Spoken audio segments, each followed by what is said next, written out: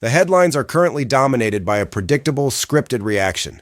Dozens of Democratic legislators are calling for Donald Trump's removal, invoking the 25th Amendment or fresh impeachment proceedings in response to his recent escalatory rhetoric toward Iran. To the casual observer, this is a crisis of executive sanity, a constitutional breaking point. To the strategic realist, this is not a crisis. It is a feature of a decaying political architecture where internal power struggles are now indistinguishable from national security strategy. The brutality of the situation is this. When the domestic political apparatus is incentivized to prioritize its own survival over the stability of the state ceases to act as a sovereign entity. It becomes a theater of internal attrition. We need to deconstruct the mathematics of this removal movement. Why now? Why does this specific escalation trigger a constitutional panic? The answer is not found in the legal merits of the 25th Amendment, nor is it found in the supposed imminent danger of a regional war. The answer is found in the mechanics of power distribution. The Democratic caucus is currently functioning under the assumption that an external conflict in the Middle East provides the executive branch with a wartime exception that effectively immunizes it from domestic oversight. By calling for removal, they are not attempting to save the country from war. They are attempting to prevent the executive from utilizing the wartime powers that would render their legislative opposition impotent. This is a classic internal power check. Let us look at the logic. In a period of relative peace, the executive branch is constrained by bureaucracy, congressional budgetary control, and the slow, grinding machinery of domestic policy. But a regional war, a conflict of the scale Trump's rhetoric implies, changes the gravity of the system. It enables the centralization of decision-making. If the administration successfully defines the conflict in the Middle East as an existential threat to American interests, they can bypass the legislative friction that currently stalls their domestic agenda. The Democrats recognize this, not because they are inherently opposed to conflict, but because they are opposed to the specific consequences of this conflict for their own domestic influence.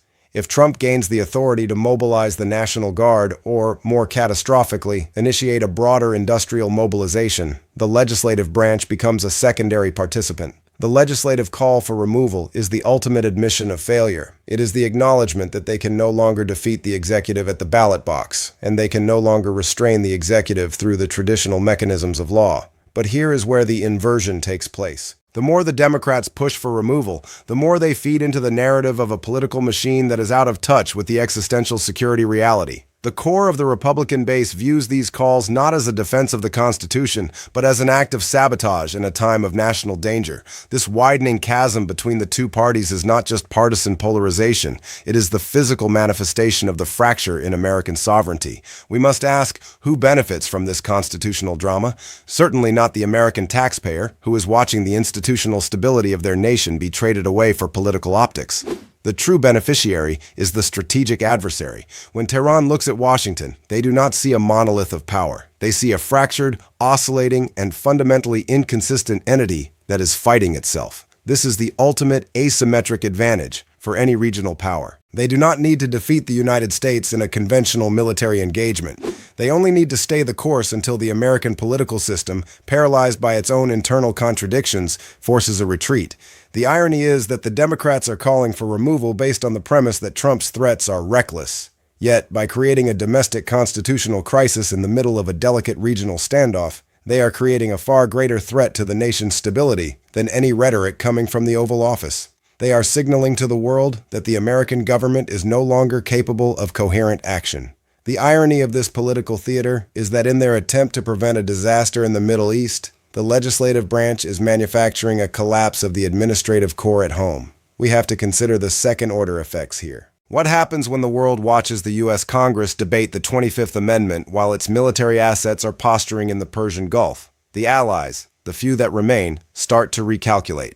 The perception of American power is the primary currency of American global influence. When that perception is debased by internal infighting, the dollar-based financial system, the security umbrella, and the diplomatic network all lose their purchasing power. This is the math of power. A state that cannot resolve its own internal leadership crisis is a state that cannot project power abroad. If the U.S. descends into a protracted constitutional fight, their ability to maneuver in the Middle East will not just diminish, it will be paralyzed.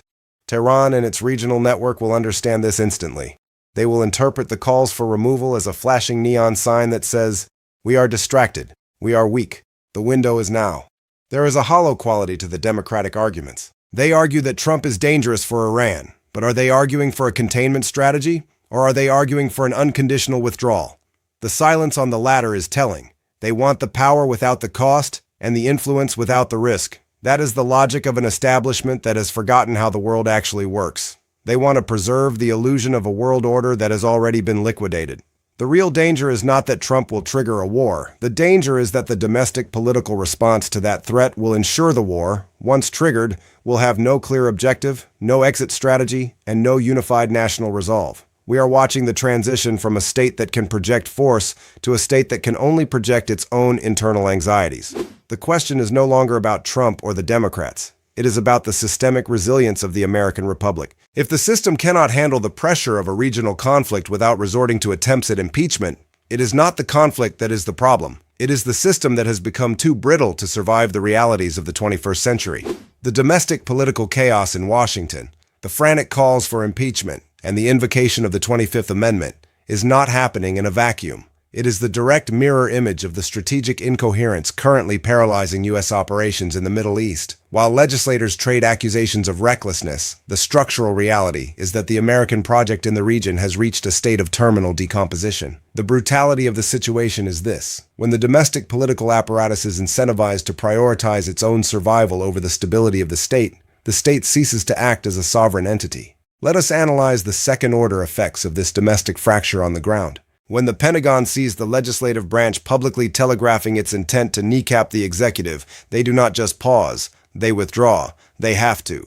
You cannot conduct a high-stakes campaign of coercive diplomacy or military posturing when your domestic supply line, your political legitimacy, is being cut by your own colleagues. This creates a power vacuum that is rapidly being filled by actors who understand the game of leverage far better than the current administration. Look at the recent Iranian rejection of a ceasefire. It was not a diplomatic snub. It was a calibrated strategic move. Tehran watched the internal collapse in Washington, observed the Democratic Party's move to paralyze the president, and realized that the maximum pressure campaign had just lost its teeth. If the U.S. cannot manage its own constitutional house, it certainly cannot manage the geopolitical destiny of the Persian Gulf. When you project weakness, you do not invite negotiation. You invite aggression. This brings us to the law of systemic fragility.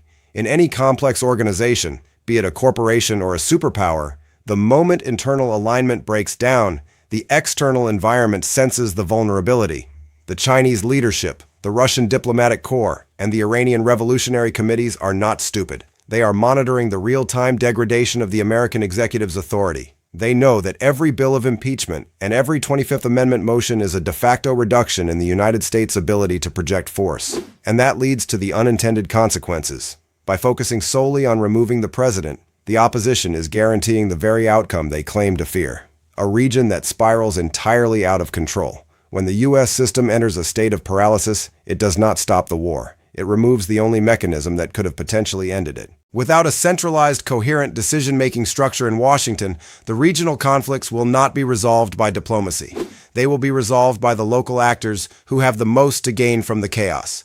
We must also confront the mathematical reality of the current American economy as it relates to this political drama. We have reached a point where the national debt is no longer a policy debate. It is a hard, physical barrier to any serious military or strategic commitment. Every dollar the government borrows to fund these military escalations is a dollar that accelerates the inflationary pressure on the American middle class. The American middle class is being sacrificed on the altar of a foreign policy that is no longer tethered to their survival. When the cost of sustaining a global military footprint exceeds the revenue generated by the domestic economy, the collapse is not a theory, it is a certainty. The Democratic legislators realize this, which is why they are so desperate to pin the catastrophe on Trump. They want to be on the side of history when the system inevitably breaks, but they are failing to see that they are not bystanders to this collapse. They are architects of it.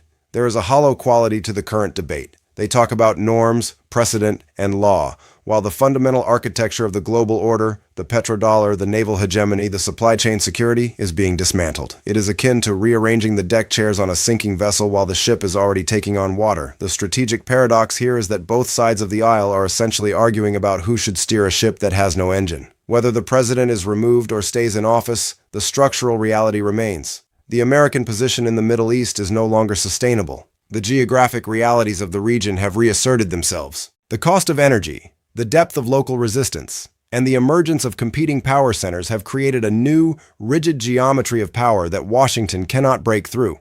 What you are seeing on the evening news is the death rattle of an era. It is not about the 25th Amendment. It is about the fact that the United States is no longer the sole arbiter of global reality. We must prepare for a world where American influence is no longer a given, but a commodity that must be purchased at an increasingly high price. We are moving toward a period of extreme localized volatility. The regions that rely on American stability will be the hardest hit. They will be the first to fracture, the first to experience the cascading adjustments of a system that can no longer guarantee their borders. The path forward for the United States, regardless of who sits in the Oval Office, is not through a return to the dominance of the late 20th century. That world has been liquidated by the sheer weight of its own internal debts, political polarization, and the changing physical realities of the theater of war. The only real path forward is a fundamental and likely painful contraction of global commitments to focus on internal structural integrity. But for an establishment that has defined itself by its global reach, that is not an option. It is a death sentence. And that is why they will continue to play this game of political theater, creating more chaos, more uncertainty, and more systemic risk, because for them, the collapse is not a problem to be solved. It is a reality to be delayed until they are safely out of office. The transition is not coming. It is happening now. The question is not whether the collapse is inevitable. The question is how many institutions will go down with the ship before the remaining survivors understand that the captain is not coming back.